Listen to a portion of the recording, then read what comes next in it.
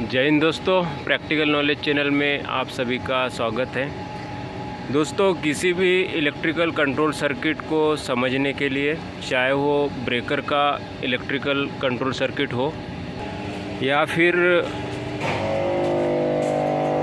VCB vacuum circuit breaker का control circuit हो, marshalling box का कंट्रोल सर्किट हो, लिफ्ट, कन्वेयर बेल्ट या ट्रैफिक सिग्नल का कंट्रोल सर्किट हो, उसको समझने के लिए या बनाने के लिए हमें कुछ बेसिक चीज़ों का नॉलेज होना बहुत ज़रूरी होता है। आप देख सकते हो, ये हमारा मार्शलिंग बॉक्स है, ट्रांसफार्मर मार्शलिंग बॉक्स, और किस तरह हमारे जो फ़ैन हैं, कूलिंग फ़ैन, इस कंट्रोल सर्किट के थ्रू कंट्रोल्ड हो रहे हैं। इन सब चीज़ों को समझने के लिए दोस्तों हमें RLC, PLC, SCADA, HMI, VFD और ऑटोकैड और इलेक्ट्रिकल ड्राइंग का नॉलेज होना बहुत ज़रूरी है। तो दोस्तों, मैं इन सभी चीज़ों को आपसे डिस्कस करूँगा और हम बेसिक से स्टार्ट करेंगे, और आप जब धीरे धीरे मैं आगे लेक्चर्स या वीडियो बनाऊंगा तो आपको इन सब चीज़ों की जानकारी हो जाएंगी। दोस्तों, सबसे पहले मैं आपको बताना चाहूँगा कि RLC यानी relay logic control, relay logic control के अंतर्गत दोस्तों बहुत सारे छोटे छोटे इलेक्ट्रिकल कंपोनेंट्स आते हैं, जैसे NONC कॉन्टैक्ट्स हो गए, लिमिट स्विच हो गए, पुश बटन्स हो गए, कॉन्टैक्टर हो गए, AC/DC contactor, emergency switch, toggle switch, display unit, प्ला रिले, RBC या इसे हम रिले कंट्रोल बोर्ड भी कह सकते हैं, RCB, MPCB, और बहुत सारे AC/DC कॉन्टैक्टर्स हो गए, पावर कॉन्टैक्टर्स हो गए, और प्रॉक्सिमिटी स्विच, SMPS और सेंसर। ये सारी चीज़ें दोस्तों हम एक एक करके डिस्कस करेंगे और मैं आपको प्रैक्टिकली इनको दिखाऊंगा। उसके बाद दोस्तों हम RLCB यानी रिले लॉजिक कंट्रोल के बाद PLC के अंदर देखेंगे कि क्या क्या चीज़ होती है, किस तरह ये जो जितने भी इनपुट्स आउटपुट्स है किस तरह वर्क करते हैं। मैं आपको PLC भी दिखा देता हूँ। रिले लॉजिक कंट्रोल के माध्यम से दोस्तों हम CRP यानी कंट्रोल रिले पैनल के पे देख सकते थे कि हमारा ब्रेकर ऑन है, ऑफ है, स्प्रिंग चार्ज है, ऐसे दूसरे पैरामीटर को हम देख सकते थे। अब एक हमारा नया वर्जन या टेक्नोलॉजी जैसे जैसे अपडेट होगी, उसमें हमारे PLCs आ गए। PLC दोस्तों के माध्यम से हम हमारे जितने भी सिग्नल्स हैं, मैं आगे बताऊंगा, उसको हम कम्युनिकेट भी कर सकते हैं और एक ही कॉम्पैक्ट जगह पे मॉनिटर भी कर सकते हैं। तो मैं आपको बताना चाहूँगा कि दोस्तों जो PLC होते हैं हमारे, दो टाइप के PLC होते हैं, कॉम्पैक्ट या इंटीग्रेटेड या फिक्स PLC भी कहते हैं, और दूसरा है दोस्तों मॉड्यूलर PLC। ये जो दोस्तों PLC है, ये आपका सीमेंस का रिले है। बेसिकली ये PLC होता है, मैं इसको बैक साइड में भी आपको दिखा दूंगा। और जो मॉड्यूलर PLCs होते हैं ये इस टाइप के होते हैं, ये मॉड्यूलर PLC।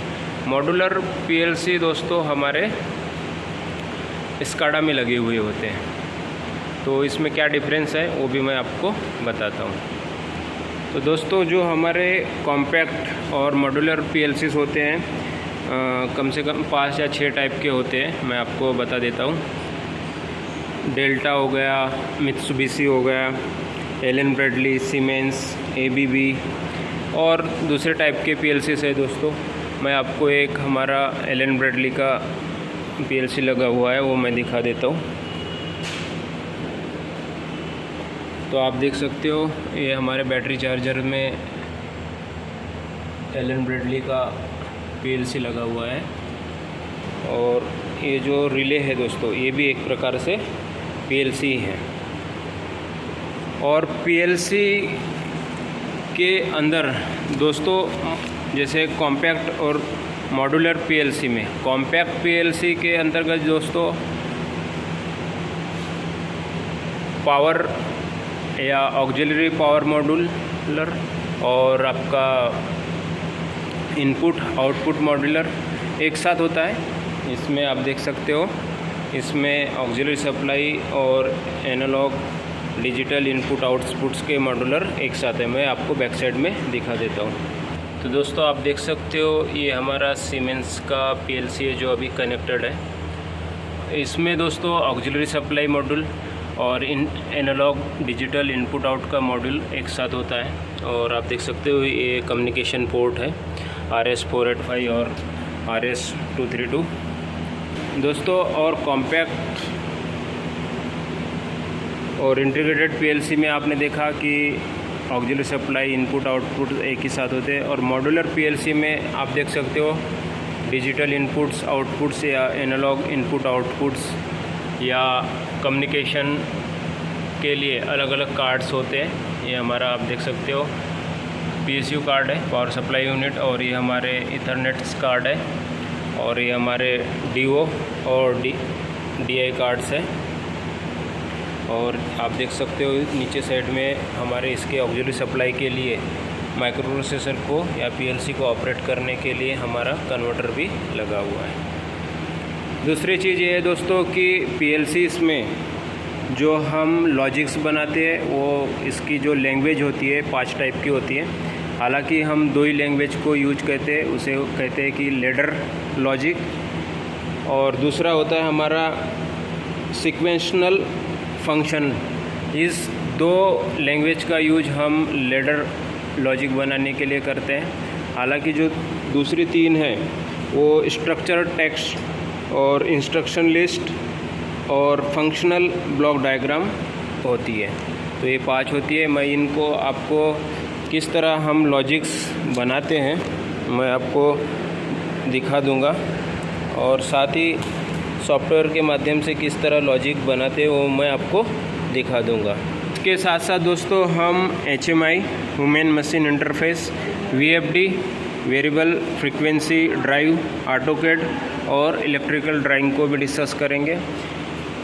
सबसे बेसिक चीज़ है दोस्तों RLCB को अगर हम आसानी से समझ लेंगे, RLCB के अंतर्गत जितने भी कंपोनेंट्स आते हैं उनको हम आसानी से समझ लेंगे, तो हमें PLC, SCADA, HMI, VFD, AutoCAD और इलेक्ट्रिकल ड्राइंग को समझने के लिए ज़्यादा परेशानी नहीं होगी, बहुत ही आसानी से हम समझ पाएंगे। आप देख सकते हो किस तरह हमारी जो पावर सिस्टम के पैरामीटर हैं, किस तरह हमारे MFM या मल्टी फंक्शन मीटर है किस तरह रीड कर रहे हैं, ये भी मैं आपको आगे बताऊंगा। किस तरह हमारे सिग्नल्स या जो सेंसर्स है वो किस तरह रीड करते हैं। तो आज के वीडियो में बस इतना ही था। आगे मैं एक एक करके सारे NONC कॉन्टैक्ट्स क्या होते हैं, पुश बटन्स क्या होते हैं, contactor, auxiliary contactor, power contactor, AC DC contactor, limit switch, timer, on delay timer, of delay timer, SMTS, यानी बहुत सारे ऐसे टाइमर्स होते हैं जो लॉजिक्स में यूज होते हैं। अनाउंसेशन टाइमर, जनरल टाइमर और प्रॉक्सिमिटी सेंसर किस तरह हमारे PLC सेंस करती है, मैं आगे आपसे डिस्कस करूँगा। आज के लिए बस इतना ही। जय हिंद, जय भारत।